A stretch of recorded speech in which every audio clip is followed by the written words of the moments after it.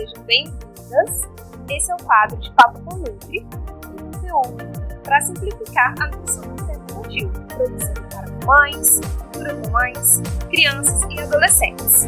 Vamos dar início ao nosso episódio?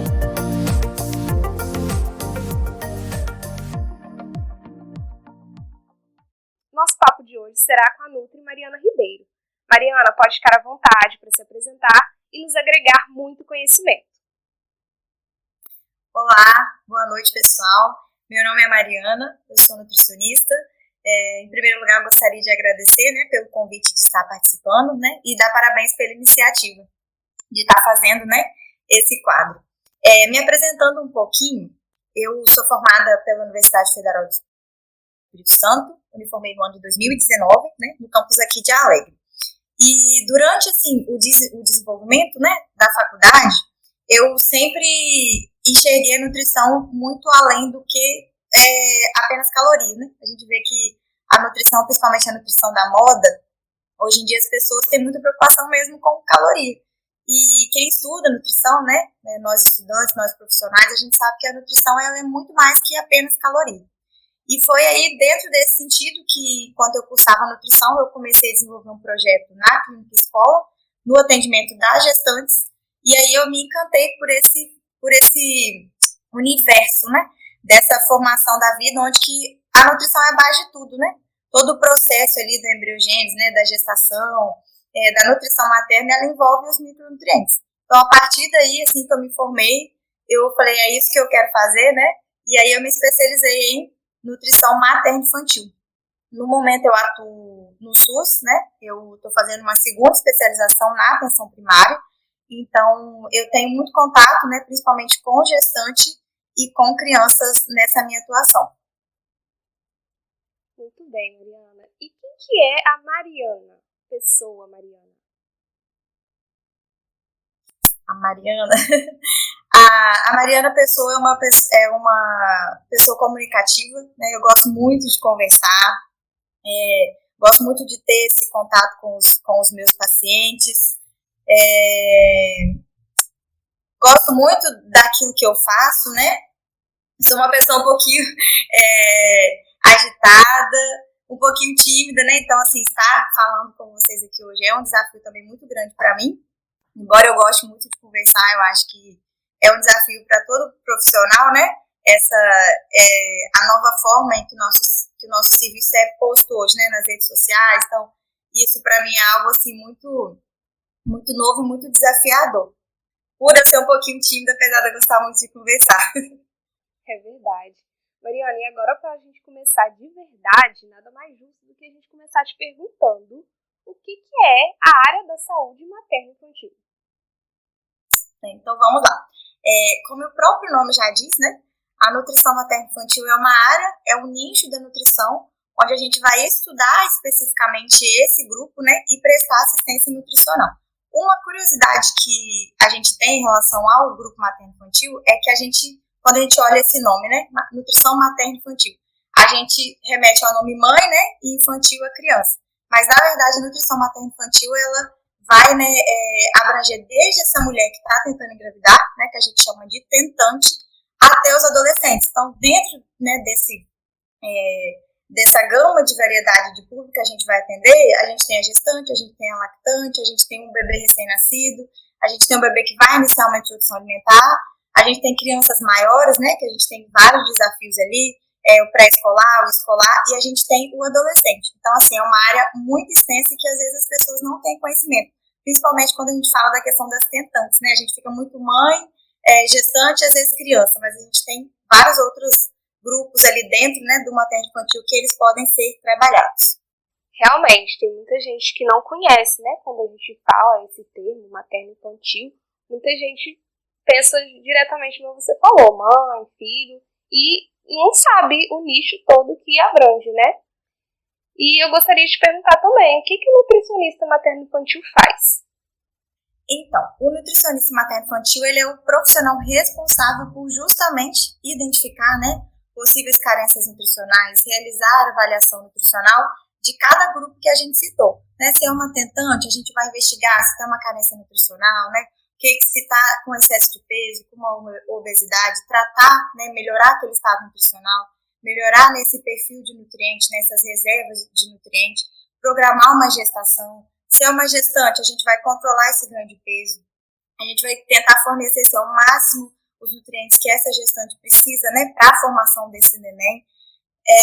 Se é já um bebê que nasceu, a gente vai orientar a respeito do aleitamento. Então, assim, também é muito extensa a área de atuação do nutricionista.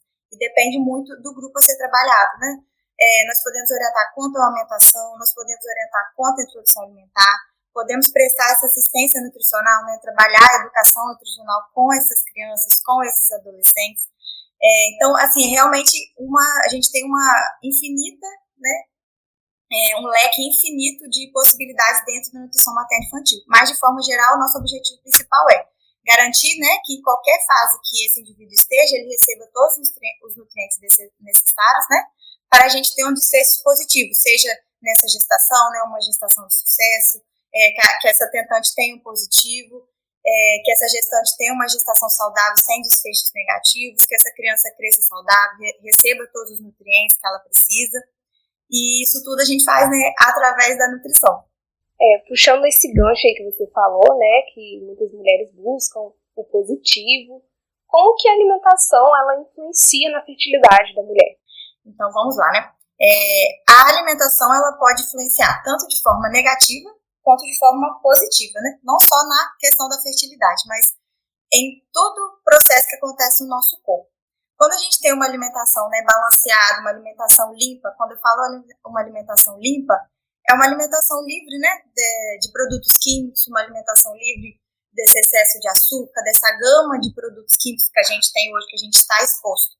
E quando a gente se alimenta bem, a gente tem uma vida ativa, né? A gente dorme bem, a gente ingere uma quantidade de água legal, a gente ingere uma quantidade suficiente, né, de legumes, verduras, fibras ao longo do nosso dia, né, que ali vai ter inúmeros micronutrientes, ali vai ter inúmeros antioxidantes, a gente favorece esse processo de ovulação. E para a gente entender isso, é só a gente lembrar, né, que os nossos órgãos reprodutivos, eles precisam, né, ter uma cascata ali hormonal acontecendo, que depende sempre de nutrientes. Então, para formar aquela célula germinativa ali, que vai ser, né, o espermatozoide, vai ser um óvulo, a base disso é os nutrientes. E nutriente a gente consegue através de alimentação. Então, para a gente ter um óvulo de qualidade, um espermatozoide viável, né, que tenha uma motilidade boa, que seja concentração boa, para a gente posteriormente, né, acontecer a fecundação e formar um embrião saudável, né, que tem um sucesso de implantação legal ali no útero, né, naquela parede do endométrio, tudo isso é mediante nutriente. Então, se a gestante, né, a tentante, perdão, ela se alimenta bem, com todos esses alimentos naturais, né, e ela vai ter um maior sucesso na fecundação. Porém, a gente muitas vezes acha que é só a mulher, né? A gente fala, é a mulher. A gente preocupa só com a mulher. E aí a gente acaba levando essa responsabilidade toda, sendo que a gente tem que lembrar que 50% também dessa carga genética vai vir do homem. Então, para uma formação de um espermatozoide de qualidade, a gente também tem que levar esse padrão de alimentação para o homem. E muitas vezes fica só para a mulher. As pessoas não têm essa consciência também de que o homem tem que se cuidar, tem que fazer atividade física, né? A gente já tem alguns estudos, por exemplo, que mostram que para a gente melhorar a qualidade do espermatozoide, o homem tem que fazer atividade física, né? E a gente vê que às vezes o homem é muito sedentário, muitas vezes até que a mulher, né? Depende dos casais. Então, difundir esse conhecimento para além da mulher, eu acho muito importante, porque às vezes só a mulher vai ao nutricionista, só a mulher procura se cuidar, só a mulher procura ter um padrão de alimentação mais saudável, e o homem, né, vamos dizer assim, relaxa, né, não se preocupa. E pode estar prejudicando também, né? Hoje a gente tem inúmeros casais que às vezes são diagnosticados com infertilidade e quando a gente vai ver, né, vai fazer um espermograma, a qualidade está baixa, a motilidade está baixa, e aí às vezes não é só, a dificuldade não vem só da mulher, né? Tá vindo ali desse homem também. Então, eu acho muito importante a gente avaliar isso e difundir esse conhecimento de que a fertilidade, né, para a gente melhorar esse processo de fertilidade, a gente tem que levar uma nutrição adequada para o homem e para a mulher também. Com certeza. E quando a gente alcança, a mulher alcançou o tal positivo que ela tanto queria. É importante o acompanhamento nutricional? Como que você destaca essa importância durante a gestação? Ótimo. Eu acredito assim, que nosso objetivo principal em uma gestação, né, é a gente gerar um bebê, né, saudável, um bebê que atinja ali seu potencial de crescimento, de desenvolvimento. Para isso a gente tem que ter uma base boa, que é a nutrição, que começa ali, na verdade, no preparo para engravidar, que deve ser feito pelo menos 3 meses antes da mulher tentar engravidar. A partir do momento que essa mulher engravida, a gente já vai, né, tomar uma conduta para uma gestante. E ali a gente vai avaliar. Cada trimestre a gente vai ter nutrientes específicos, a gente vai ter uma demanda energética específica.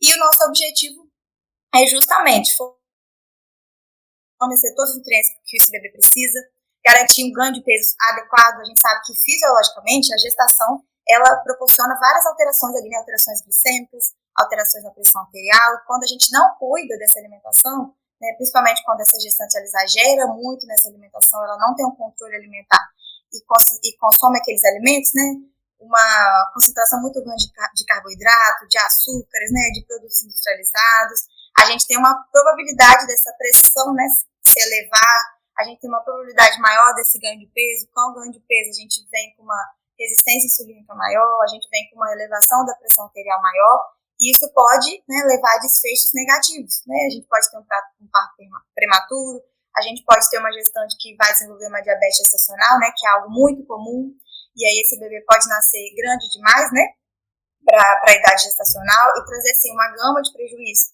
A gente tem a síndrome, né, a gente tem a pré-eclâmpsia também causada pela elevação da pressão arterial, e isso tudo a gente consegue evitar quando a gente tem uma alimentação adequada. Então, às vezes, lá no início da gestação, na verdade, no preparo para engravidar, né? Se essa gestante se adequou, corrigiu, às vezes, um excesso de peso, corrigiu uma deficiência nutricional, a gente evita que esses eventos futuros, né? Que esses desfechos negativos, eles aconteçam. Então, por isso que é importante a gente se atentar, né? Em toda a fase da vida da mulher, a ter uma alimentação adequada. Sim. A gente sabe, né, de conhecimento geral, que alguns alimentos durante a gestação devem ser evitados. Que alimentos são esses e por que eles devem ser evitados?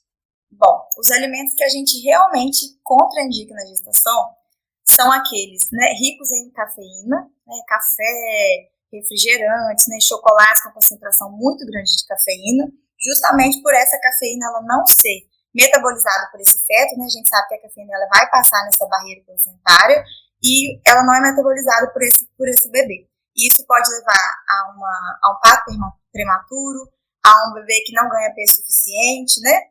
Dependendo das concentrações, um aborto espontâneo. Então, a mesma questão que a gente entra para a cafeína, a gente também não recomenda o álcool, né? Justamente por a gente não ter esse controle dessas substâncias que vão passar, né, para o neném e essas substâncias desencadearem esse efeito negativo no desenvolvimento do bebê. Outros alimentos que a gente não recomenda também são os alimentos crus ou mal passados, justamente pela questão da contaminação, né? Pode ter ali alguma bactéria, pode ter ali algum verme que pode prejudicar também esse crescimento e desenvolvimento desse embrião. Leite não pasteurizados também, né? Leites, queijos, tudo que não tem esse processo adequado, né, de higienização, a gente também orienta a não consumir, né, verduras cruas, não higienizadas de forma correta, principalmente quando é fora de casa, né, devido a esse risco de contaminação. Produtos industrializados de forma geral, ricos em corantes, em açúcares, embutidos, tudo isso a gente pede para a gestante não consumir, né, sempre que possível, porque a gente sabe que quando a gente consome muito esses alimentos, a gente pode ter aquele desfecho negativo, como eu citei anteriormente. Na gestação, a gente trabalha muito com programação metabólica, né? Que de forma resumida é justamente a gente programar intra-útero, de acordo com os estímulos internos que a gente vai recebendo, né? Seja através da alimentação, seja através da deficiência de alguns nutrientes. A gente trabalha com a redução da probabilidade de, no futuro, né?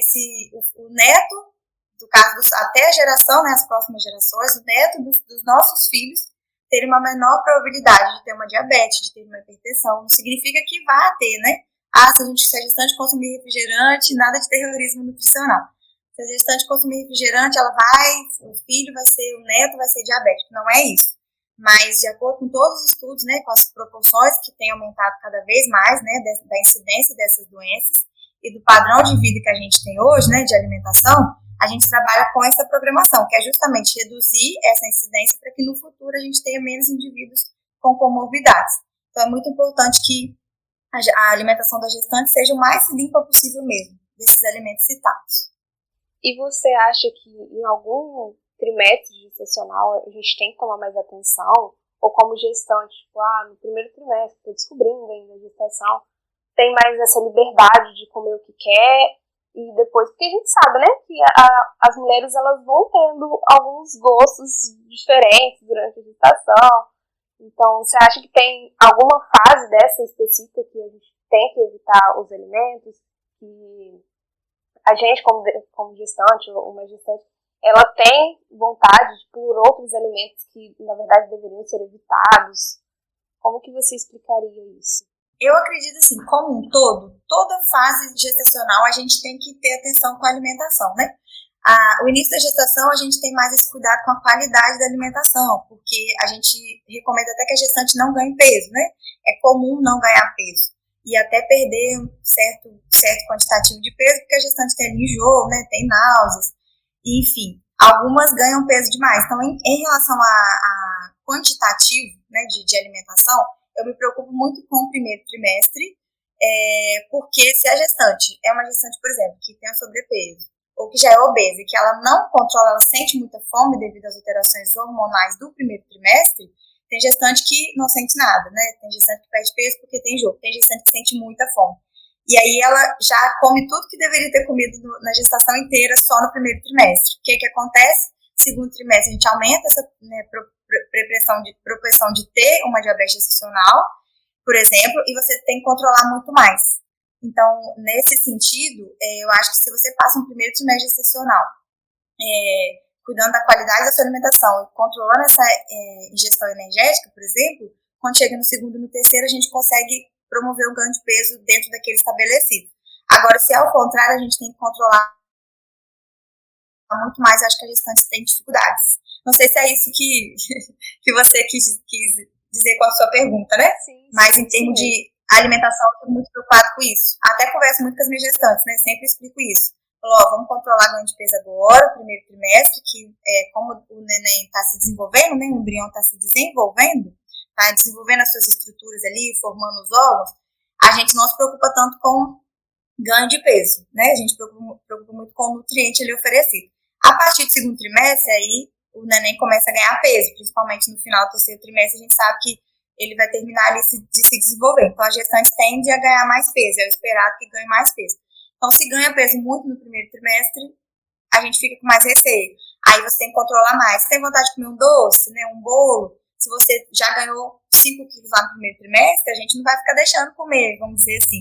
Então, eu sempre falo, controla agora, cuida agora, né, se alimenta bem agora, para chegar o dia que der vontade de comer, né, ter um desejo, você poder comer. Melhor do que já estar lá diabética, a gente não poder liberar, às vezes, nem um pedacinho de bolo que a gestante está com vontade de comer, porque a glicemia está muito alterada. Então, eu vejo muito isso. Realmente, tem algumas mães que passam por algumas situações como essa, né? Eu vi alguns relatos de mulheres que elas acontecia de ter a glicemia alta já no finalzinho da gestação, sendo que já está quase perto de parir e acabou restringindo, sendo que na gestação inteira ela conseguiu se alimentar, comer direitinho, seguir direitinho uma alimentação saudável. No final, quando deu vontade de comer um doce, não podia porque a glicemia estava às alturas. Passou a gestação, chegou a fase de amamentação. Muitas mulheres relatam que é a parte mais difícil do que o primeiro trimestre gestacional. Quais os tipos de amamentação existem e quais as dificuldades, quais os cuidados nutricionais que essa nova mamãe tem que ter? Quando a gente fala de amamentação, né, de aleitamento, a gente tem um aleitamento materno, que é aquele aleitamento natural, né, que o próprio organismo da mãe ele se encarrega de produzir. E a gente tem o aleitamento artificial, que ele é recomendado quando por algum motivo essa mãe ela não consegue amamentar, então a gente tem que optar pela fórmula infantil, né, que é o mais recomendado, porque ela é o mais próximo possível desse leite materno. Lembrando sempre que o recomendado, né, é que essa mãe amamente até os 6 meses de idade de forma exclusiva devido aos benefícios que a gente tem ali do aleitamento materno. Eu acredito, assim, que a amamentação, ela é muito bonita, né? A gente sabe que todo o processo de amamentação, ele é lindo. Desde a fisiologia, né? Lá na gestação, tudo que acontece ali no corpo da mãe para produzir esse leite, né? Os nutrientes ali envolvidos, essa troca, né? Afetiva entre a mãe e o neném, tudo é muito bonito. Só que a gente sabe que, na prática, quando essa mãe vai realmente amamentar, apesar de ser intuitivo, essas mães vão ter dificuldade. E eu acredito que a maior dificuldade que as mães têm, assim que o neném nasce, são os palpiteiros ali. É aquela pressão que a mãe sente ali, né?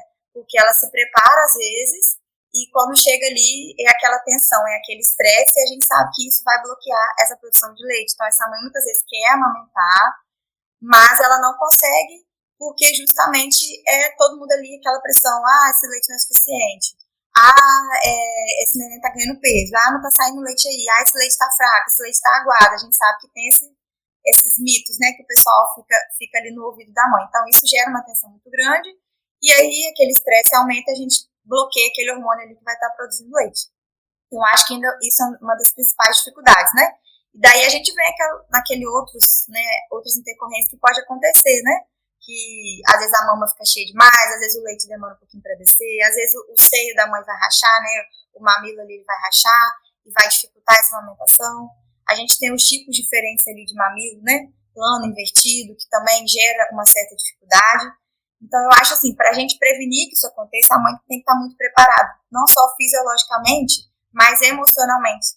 Então assim, procurar até mesmo na gestação, né? Nós temos aí profissionais, a gente tem consultor de amamentação, a gente tem o próprio nutricionista materno-infantil que vai orientar ainda na gestação como deve ser esse processo de amamentação. Então, a mãe se preparar para todos esses palpites que vão ter, né? Como lidar com isso, separar ali seu momento para estar amamentando, né? Um ambiente tranquilo, de preferência sem aquele monte de gente em volta, às vezes só a mãe mesmo e o pai da criança, ou ela sozinha, ou ela com sua mãe, se tiver mais segurança, né, com a avó do neném.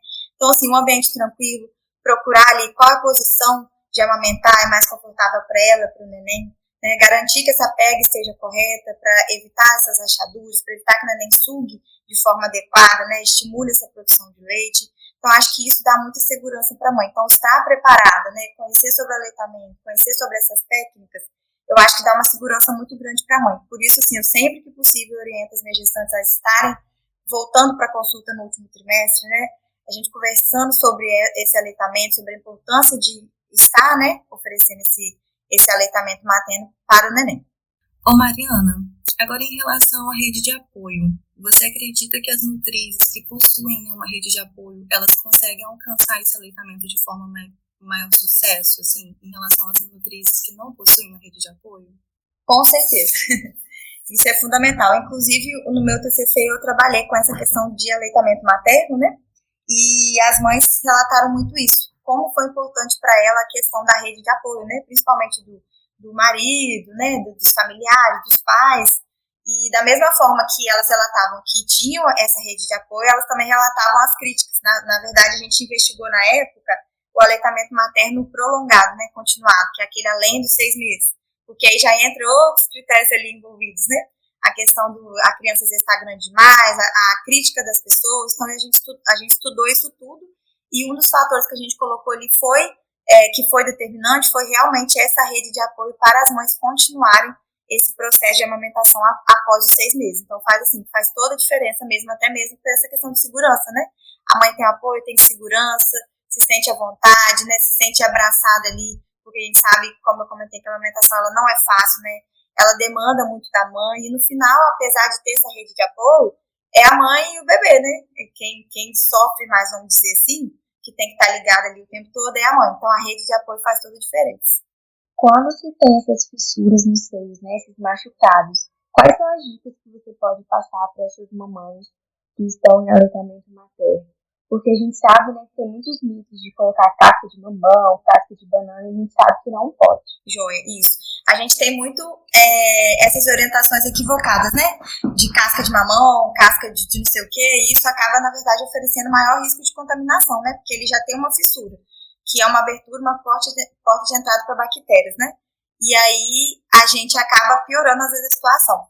O mais recomendado é a gente passar o próprio leite mesmo, né? O próprio leite materno da mãe, que vai ter vários compostos ali que vão auxiliar, e tomar o sol na mama, né? A gente pode expor a mama também ao sol, né? Assim como o neném também é importante a gente estar colocando para poder tomar solzinho sempre de manhã.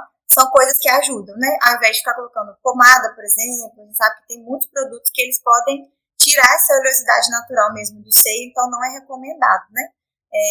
A gente utilizar esses tipos de produto e ficar usando também esses produtos medicinais assim, que na verdade às vezes a gente até acha que a mãe tem essa segurança de que vai ajudar, né? Mas que, ao contrário, que pode agravar mais esse quadro infeccioso ainda. Sim, e as mães que estão em aleitamento materno exclusivo, elas têm que mudar a alimentação delas? Então, a alimentação da lactante, ela é bem parecida com a alimentação da gestante, né? Quando a gente fala em questão de alimentos processados, alimentos ricos em açúcar, né? Embutidos, alimentos que a gente considera como sendo não saudáveis. De forma geral, a gente não vai restringir alimento, né? Além desses alimentos, a gente não restringe alimento algum. A gente observa a tolerância individual. Algumas lactantes, por exemplo, elas não vão tolerar bem leite e derivados, né? Que são alimentos que fermentam muito. Então, a gente observa como está a alimentação dessa lactante, como está a frequência de cólica, né, desse recém-nascido, e a gente vai retirar. Não é recomendado tirar nada de forma geral.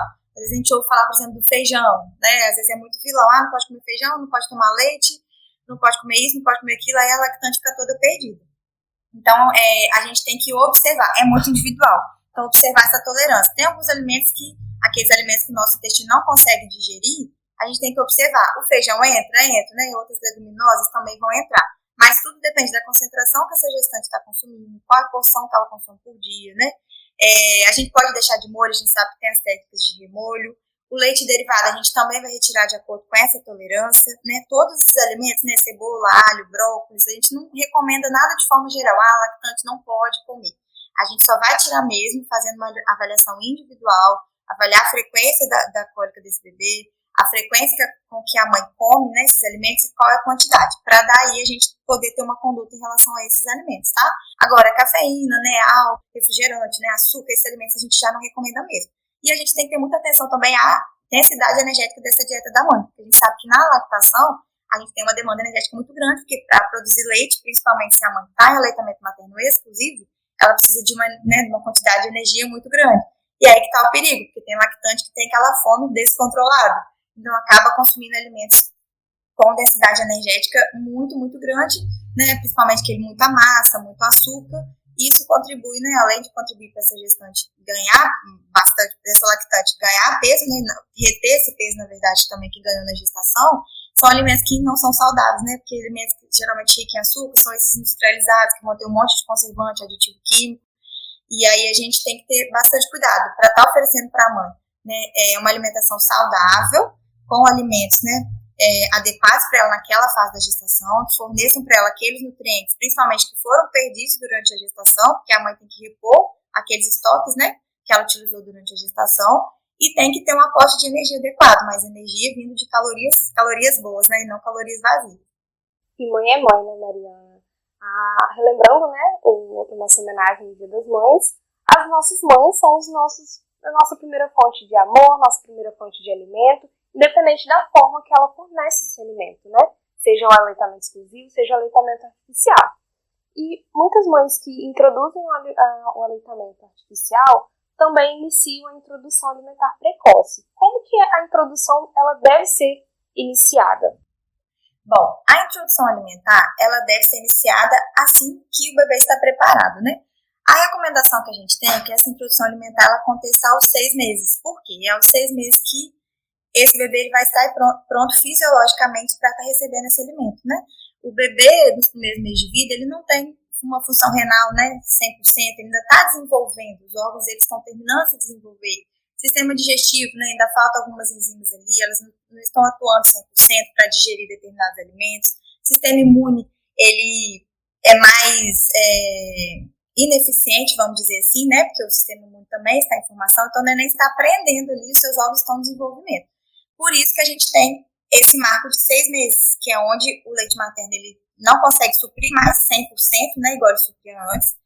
e que o bebê pode começar a ingerir outros alimentos, né? Por isso que a gente sempre alerta sobre o risco de estar oferecendo esses alimentos antes, né? Porque esse bebê não vai estar pronto ainda, então a gente pode ali dar uma sobrecarga renal, a gente pode facilitar essa questão de uma infecção, né? Se a gente dá algum alimento ali que não está higienizado direito. Então a gente tem vários prejuízos quando a gente oferece, por exemplo, essa alimentação aos 3 meses, aos 4 meses. Então o ideal é que a partir dos 6 meses, né? Na verdade eu sempre oriento assim, 5 meses e meio, que os pais já procurem se informar sobre esse processo de introdução alimentar, né? Mesmo se esse neném estava em aleitamento materno ou se ele estava em aleitamento artificial. Procurar se informar para se preparar, porque os pais têm que estar preparados para esse momento, né? Então, a informação sempre é a base de tudo. Então, aos 6 meses, esse bebê ele vai estar pronto. E ele dá para a gente alguns sinais que são importantes de ser avaliados, né? E muitos desses pais não têm conhecimento desses sinais. Eu vejo, às vezes, que nem os pediatras, né? Muitas vezes os pais buscam muito o pediatra por não ter esse conhecimento justamente do nutricionista, de que o nutricionista também orienta isso. O nutricionista, principalmente na nossa região aqui, eu vejo muito isso. O nutricionista é muito para perder peso. Então, quando eles veem a gente, né? Ah, você é nutricionista? Ah, estou precisando perder peso. Ninguém enxerga além da nutrição. E isso acontece com os bebês também. Para que eu vou levar bebê nutricionista? Eu vejo muito eles levando no pediatra. E de todas as crianças que eu já tive contato, eu vejo que não é orientado isso. Né? Os pais não sabem. Às vezes, a gente só fica muito mecânico. Ah, 6 meses tem que começar a introdução alimentar. Mas por quê? Eu gosto sempre na minha conduta de explicar o porquê para os meus pacientes. Porque a partir do momento que eles entendem, eles vão ter aquele start para colocar em prática. Porque se você fica só lá, é 6 meses, é bobeira, né? Eu dei isso pro meu filho, criei meus filhos tudo assim, a gente às vezes ouve, né? Eu tive um filho, meu filho comeu isso tudo e não teve nada. Mas a gente não sabe que lá no futuro, essa introdução precoce também traz prejuízo, né? Pode trazer o risco de algumas comorbidades. Então, assim, as pessoas não têm essa consciência, e se a gente fica muito só no batido, não pode, eles não entendem. Então, eu acho importante a gente transmitir esse conhecimento, né? Levar para os pais. E por isso eu sempre oriento. 5 meses e meio, vamos procurar saber o que é a introdução alimentar, como ela tem que ser feita, né? O que vai ter ali no prato daquela criança, e observar esses sinais de prontidão, que os pais mesmo também podem começar a observar ali. Porque na consulta a gente vai estar vendo ali naquele momento, mas os pais estão ali com a criança o tempo todo. Então, a todo momento as crianças vão demonstrar sinais, né, de que elas estão se desenvolvendo, e esses sinais de que elas estão prontas para poder começar a receber esse alimento. Então, um dos sinais, né, é que a criança começa a se sentar, né, a partir de 6 meses a gente vê que a criança já fica firminha, consegue se sentar sem apoio, manter o pescoço firminho, né? Às vezes a criança está lá com 3 meses, a criança nem senta. Como você vai dar um alimento para a criança deglutir? Até o processo de mastigação ali, de deglutição, ele não é ainda, não está ainda pronto para isso, né? Como que a criança deitada vai deglutir um alimento mais sólido? Então é um sinal muito importante. A criança já senta, já fica firminha, né? A cabeça já fica firme ou fica meio solta ainda. Isso é muito individual, por isso que tem que ser observado. O marco é 6 meses, mas a gente tem criança, às vezes, que está com 5 meses, 7 semanas e que já super, né, já apresentou todos os sinais de prontidão. Na verdade, a gente tem 5, né, esses 2 que eu falei. Outro sinal de prontidão é que a criança começa a demonstrar interesse pelos alimentos. Então, ela já vê ali o prato, ela já meio que abre a boquinha, ela já procura, ela mostra interesse pelo prato ali do adulto, ela procura, né, e começa a levar já alimentos à boca. São sinais de que o quê? Ela está se preparando para se alimentar. E outro sinal também é a diminuição do reflexo de protusão da língua, né, que é aquele reflexo que a criança tem de ficar botando a linguinha para fora, que é um próprio mecanismo de defesa que o bebê tem, né, para não estar ingerindo brinquedo, pedacinhos de coisas, né, nocivas ao organismo. Quando o bebê está pronto para se alimentar, ele vai perdendo esse reflexo de protusão, justamente para conseguir parar, esse alimento parar mais tempo na boca e ele começar a estimular essa mastigação. Então, todos esses sinais a gente observa nessa criança e determina, né, se ela está pronta ou não para começar esse processo. Por isso que é muito relativo. Já peguei criança antes de completar 6 meses completos, né, antes de fazer 6 meses completos, que já tinha todos os sinais de prontidão, então poderia começar a se alimentar. Por outro lado, a gente também pega, às vezes, crianças também próximas de 6 meses que apresentam só 1 ou 2 desses sinais de prontidão. Então, por isso que é tudo muito individual. Tudo na nutrição é muito individual. E no processo de introdução alimentar também, tá? E na realidade, a gente acredita que as meninas também já viu muitas das situações que você comentou. Tipo, mãe falando, bobeira, os meus filhos foram criados desse jeito. Não precisa disso não, vai comer tudo normal, até mesmo questão de tempero, não. Criança come já tempero, já coloca sal, já coloca um alho. E não é assim, né? Tem que procurar, se informar. E eu queria saber também, na sua prática clínica, se você recomenda algum método de introdução alimentar. Bom, na minha prática clínica eu não oriento nenhum método padrão, né? Eu sempre prezo muito a individualidade. Eu acho que o melhor método é aquele que a família vai conseguir executar com segurança, porque em introdução alimentar a gente tem que ter segurança. Se a gente opta por oferecer, né, a alimentação em pedaços para estimular essa autonomia do bebê, né, que a gente conhece como BLW, essa família tem que estar pronta, segura para fazer o BLW, né? Então, assim, não existe nenhum método que é esse. O método vai ser escolhido junto com a família, né? O profissional e a família, de acordo com a realidade daquela família. Qual o tempo que aquela família tem para preparar essa refeição, né? Que o ideal é que esteja ali o pai e a mãe, junto com essa criança no momento da refeição. Então, às vezes, o pai e a mãe têm uma hora só de almoço, vamos supor, né? Para estar ali com a criança. E aí a gente vai orientar às vezes a fazer um BLW, porque é o melhor, porque... Então, assim, não existe isso, né, na minha visão. É aquilo que a família se adapta melhor e que eles vão conseguir executar, né, junto ali com aquela criança, sem ter essa intercorrência, sem ter aquele estresse, que às vezes, igual o BLW, vai gerar aquela sujeira toda, e às vezes a família não tem aquela disposição no momento, né, não sabe lidar com aquilo, tem muito medo, às vezes, do engasgo. Então, eu já peguei muita família que, pelo amor de Deus, eu não quero dar alimentação daquele jeito porque tinha medo do engasgo. Então, realmente, se a família não está segura, se a mãe não está segura, ela vai passar sem segurança para o bebê. Então, isso também vai, ao invés de tornar aquela refeição prazerosa, vai tornar aquela refeição um momento de tensão, porque vai estar todo mundo ali preocupado se o neném vai engasgar. Então, se a família não está segura, não estudou sobre aquele método também, né? Não é adepto, vamos fazer o tradicional mesmo, né? Lembrando sempre que a gente não vai misturar, porque aí já entra outra questão, né? A gente vai orientar a fazer o tradicional, mas da forma correta, não aquele tradicional que a gente via anos atrás, que era aquela papa industrializada, que era tudo misturado, tudo batido no liquidificador, né, tudo colado. Então a gente sabe que isso já não é orientado mais. Então hoje a gente vai orientar grupo alimentar, né, amassar direitinho, colocar separadinho no prato para oferecer separado, né, variar a cor. Então isso que é o importante para mim, a gente ajustar e passar o método que a família escolher, a gente passar as orientações para que seja feito da forma correta. Eu acho que é o mais importante nesse momento. E é tudo novo, né? Pra gente, pras crianças. Acaba que algumas crianças vão criando uma seletividade alimentar, né? E como que os pais, ou a gente mesmo, no nosso consultório, a gente poderia ajudar eles a lidar com essa seletividade que as crianças vão ter? Vamos lá. Quando a gente fala de seletividade, né? A gente abre outro leque, né? Outra parte da nutrição, que inclusive tem crescido bastante, porque o número de crianças seletivas tem aumentado, né? Seja por algum fator ali associado, seja devido a uma introdução alimentar, daí que vem também a importância da introdução alimentar. Se essa introdução alimentar ela não é feita da forma correta, pode propiciar a essa criança, por exemplo, ter uma seletividade, porque na época que ela estava ali apta para aprender sobre os alimentos, ela não aprendeu da forma correta. Então, a criança acaba sendo seletiva. Então, assim, acho que o ambiente ali alimentar, ele vai influenciar muito nessa questão da seletividade, né? E eu acho que uma questão fundamental é que os pais têm que ter muita paciência, muita persistência, porque senão é fácil lidar com seletividade. Para nós, profissionais, não é fácil lidar com seletividade, porque é algo que você tem que ir no tempo da criança, né? A criança seletiva mesmo, aquela criança seletiva que não come quase nada, ela às vezes demora 3 sessões, 4 sessões, às vezes, de uma terapia nutricional para a criança poder cheirar o alimento. Eu não trabalho hoje com seletividade, mas eu já tive colegas que trouxeram esse relato, que uma criança extremamente seletiva, né, que ela atendeu em consultório, ela demorou de 3 a 4 sessões só para a criança cheirar o alimento. Então, você imagina para essa criança comer esse alimento.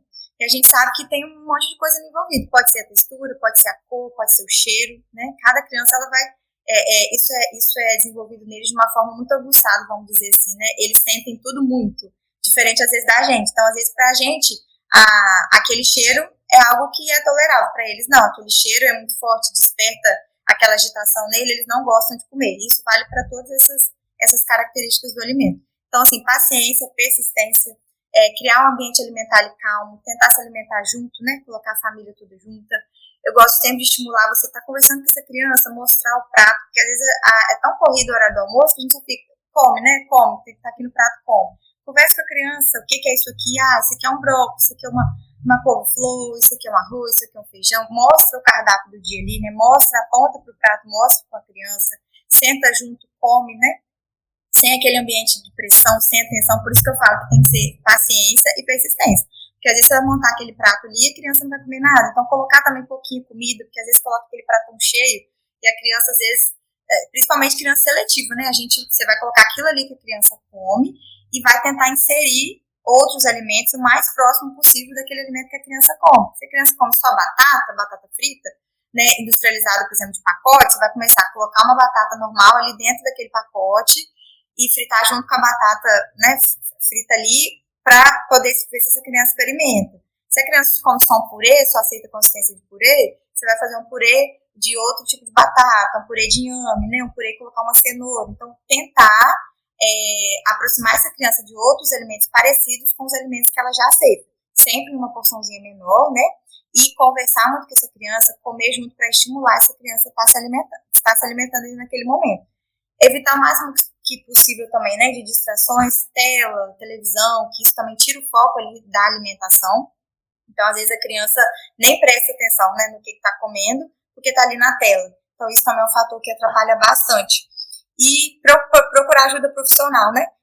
Assim que você identificar que o seu filho realmente não consome, só consome batata, né, igual eu dei exemplo, só consome coisa mais amassadinha, ou só consome arroz, em procurar um profissional, porque a gente hoje trabalha com terapia nutricional justamente para isso, para essa criança se aproximar daquele alimento. Então, a criança tem que se aproximar do alimento, e isso não acontece da noite para o dia. Isso é um processo. Quanto mais a criança cria confiança, né, tanto em casa com os pais, tanto com esse profissional, ela vai criar confiança de experimentar, de se abrir para esse leque de alimentos que a gente tem, né? Mas, de forma geral, são alguns pontos importantes que tem que ser trabalhado, né? Ganhar a confiança dessa criança, ter paciência, ter persistência, tentar se aproximar da criança com alimentos parecidos com o que ela já come. E eu acho importante demais mesmo procurar essa ajuda profissional, porque tem pais que não aceitam às vezes, que às vezes acham que é uma fase, né? A gente tem realmente fases que a criança vai comer menos, né? A partir de 2 anos ali, a criança acaba comendo menos mesmo. Tem aquela fase da adolescência infantil, né? Que a criança começa já a querer escolher o que vai comer. Então, tem criança que realmente comia muito bem e para. Mas isso é diferente de ser realmente seletivo. Criança que é seletiva realmente não vai comer quase nada de alimentos. Às vezes 1, 2, 3 tipos de alimento ali só. Então, a família reconhecer que essa criança é realmente uma criança seletiva, que ela precisa, né, desse acompanhamento.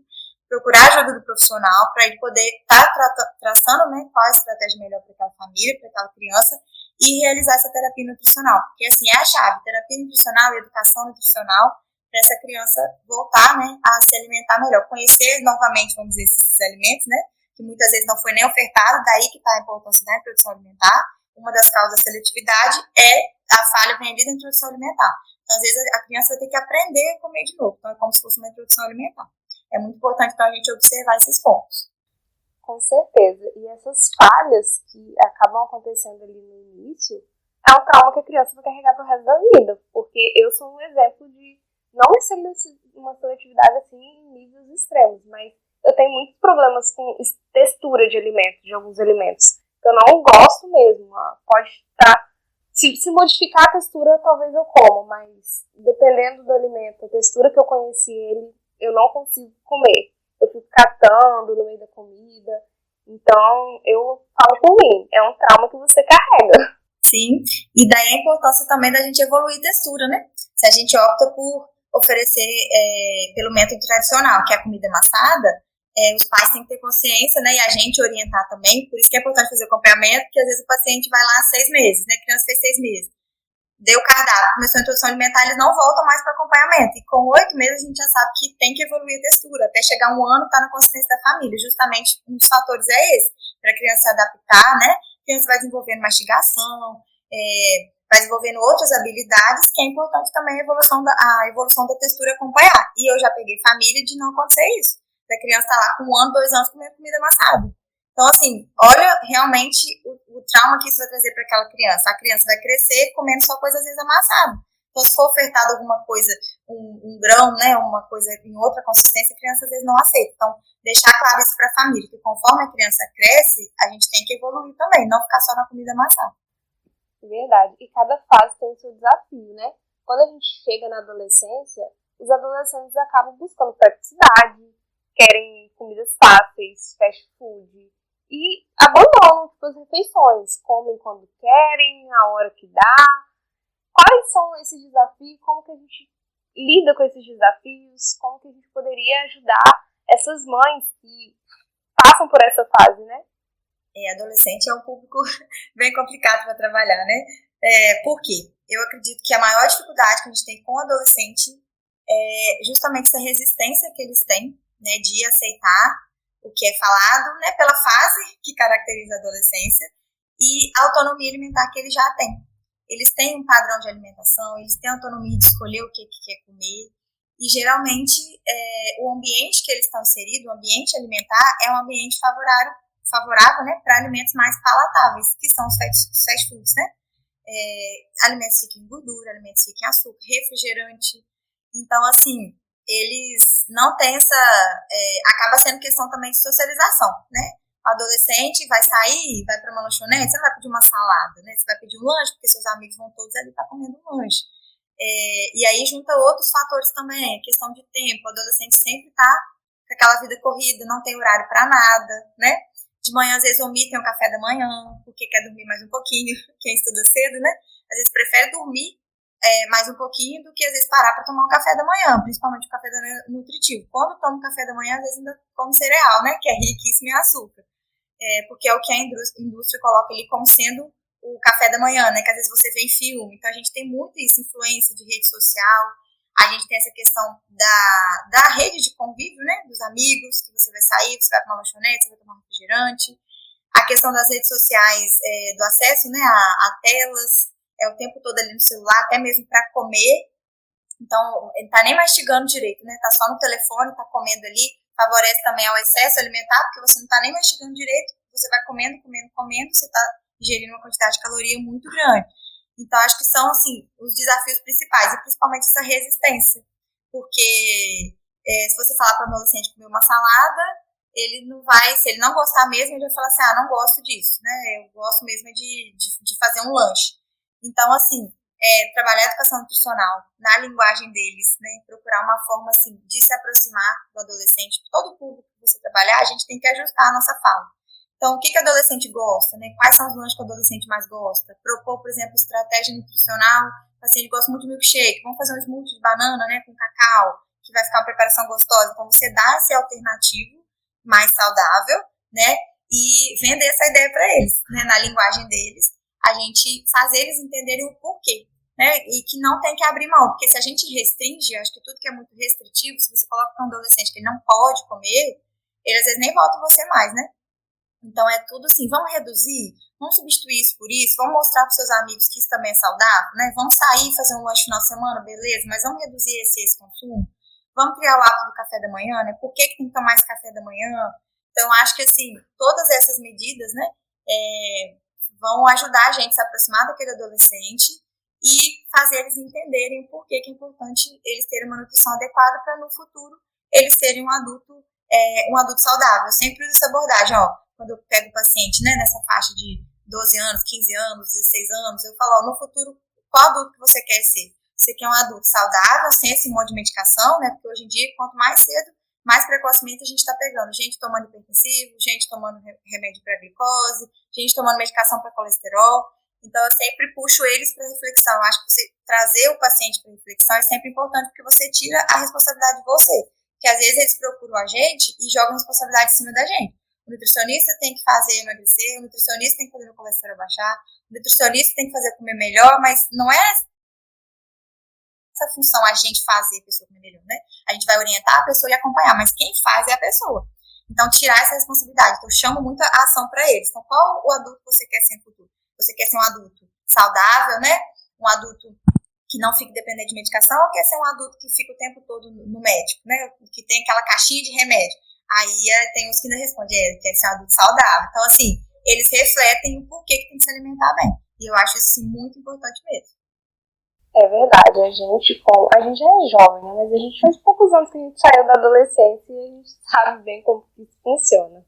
Mariana, agora eu queria que você falasse como que você atende o público materno-infantil na prática, que você falou que trabalha no SUS, né? Como que é esse processo de atendimento? Como que eles podem te encontrar? Então, atualmente, como eu tinha dito, né, eu faço como se fosse uma residência, né? Eu estou me especializando na atenção primária, nesse cuidado multidisciplinar da atenção primária. Eu atendo nos distritos, eu não estou atendendo aqui na sede, né, de Alegre, eu atendo nos distritos, então eu atendo a 5 distritos e os agendamentos são feitos na unidade, né? O médico às vezes é encaminhado pelo médico, é encaminhado pelo enfermeiro, então eu atendo gestante, tanto para orientação, tanto gestante que já está diabética, né? Eu tenho pego muito gestante no primeiro trimestre já, que fez aquela primeira bateria de exame que já está com alteração glicêmica. Então, eles mandam para mim e aí eu faço toda a orientação.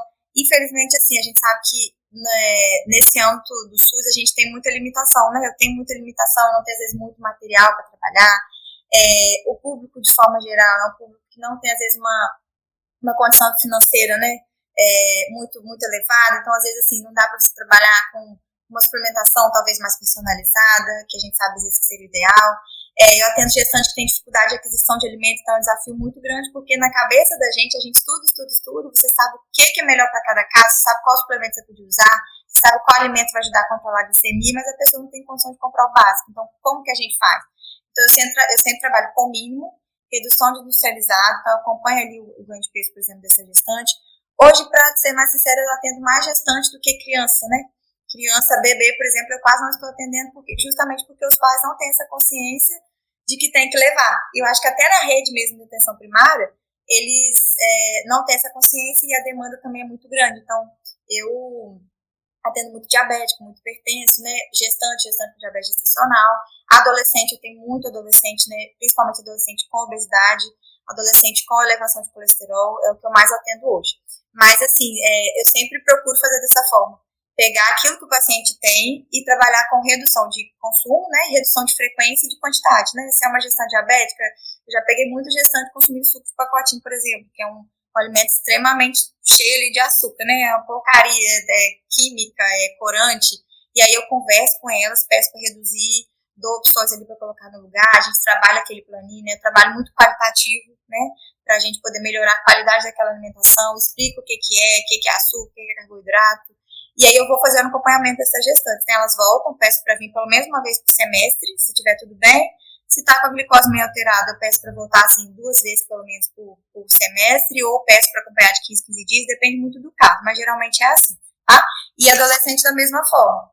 Às vezes eu acompanho mensalmente, se tá tudo bem, ou se precisa voltar antes para ver algum exame, eu peço para voltar com 15 também. Então, assim, tudo é muito individual. Mas, de forma geral, meu atendimento hoje funciona dessa forma, tá? Eu estou mais na atenção primária mesmo, porque eu trabalho os 5 dias da semana, né? Trabalho em 5 distritos, como eu ouvi falar. Então, isso tem me demandado muito tempo.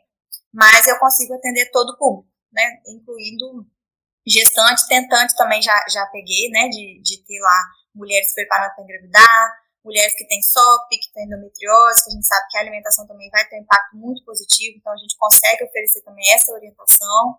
Então, tem sido de muito aprendizado para mim, né? Eu tenho pegado muito caso, muitas histórias, assim, que eu tenho conseguido, né, levar a nutrição e fazer diferença na vida das pessoas através da nutrição. Perfeito, Mariana. A nutrição é linda, mas ela por si só não faz milagre, né? Só que com essa experiência, ajuda pra gente também perceber que não é fácil. A gente vai vivenciar muitos desafios ao longo da nossa trajetória profissional. Olha, foi maravilhoso o nosso momento aqui. É um prazer enorme ter você aqui com a gente. Eu agradeço muito por essa troca que você teve com a gente e acredito que o nosso conteúdo vai ajudar algumas mamães. É isso, pessoal. Nós ficamos aqui com o nosso De Papo com Nutri, um quadro do podcast do NutriNdoCiclos. Vocês conseguem nos encontrar no Instagram pelo @NutriNdoCiclo_. Por lá vocês podem conhecer um pouco mais sobre a gente, nos mandar dúvidas e sugestões.